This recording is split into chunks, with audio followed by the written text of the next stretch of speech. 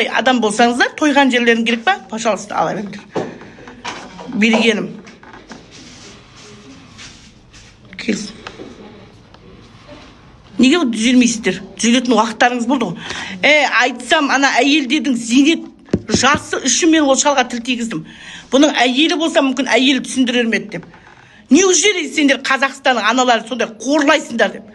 Сол жағының дұрыстауға соның 5 тіл білгенде әлі келмей ме не? 5 тіл біледі ол, әлі келмей ме соған? Істесін одан да. Надо работать оларға орысша. Жұмыс жасау керек оларға. Қазақшасы сол. Каждый сұраққа жауап солай. Жұмыс жасағысы келмейтін адамдар ғой, шындықтан қашасың. Жұмыс жасайтын болсаң, біз сізге қандай талап қойдық, содан нәтиже шығару керек оларға. Біз айтсақ, конкретно айтып отырық оған. Аналарымыздың жасын 63 жасқа қоюға біз 100% қарсымыз. 28 жасқа қой деп айтып тұрық адам сияқты, хотя бы. Тағы қандай сұрақтар керек? Мен көтерген.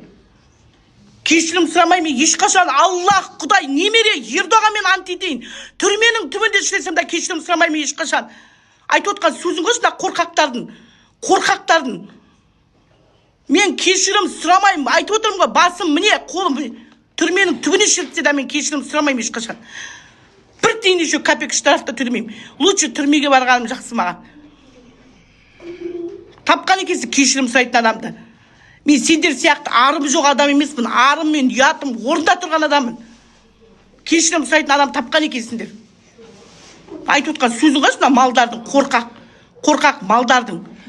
Мынау көрбақ, мен козел. Сол шығар көп болса. Өмірде де оңбаған адамсыңдар ғой сендер. Екі дүниеде де оңбайсыңдар солай. На всю жизнь елдерің сатқан адамсыңдар. Айтып отқан сол сен шығар көп болса сондай. Кешірім сұрап, мен ешқашан кешірім сұрамаймын. Ешкімнен де кешірім сұрап көрген жоқпын мен даже. Мен тек бір рет сұраған жоқпын мен.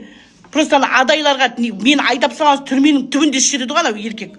Мен сол кезде тек бір бекет әулие үшін ұруды тек құрметтедім. Атақ мен милициядан қорқып, біреуден кешірім сұрайды деп отырсыздар ма? Ешқашан. Ол жаңа қорқақтардың әңгімесі ғой. Айта берсін қорқақтар. Мен ешқашан да кешірім сұрамаймын олардан. Басым міне, не істесе, оны істесін. Кешірім сұрайтын адам тапқан екенсіңдер. Отырыңдар. Міне бір ауыздарыңды жамыңдаша қой құрсын деген. Ондай болса дыбыстарын шығармай отырыңдар.